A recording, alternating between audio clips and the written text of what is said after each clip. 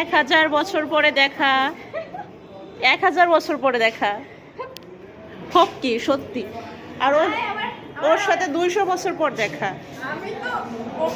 এর সাথে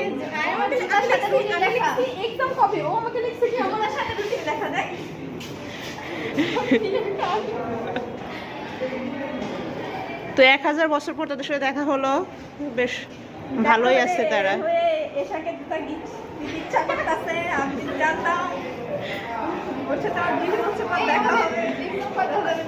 হ্যাঁ জানো না? কি জানো? কিছুই জানো না?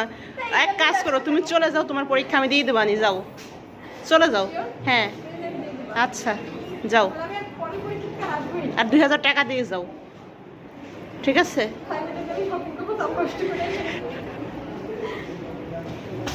এই একটু কইতে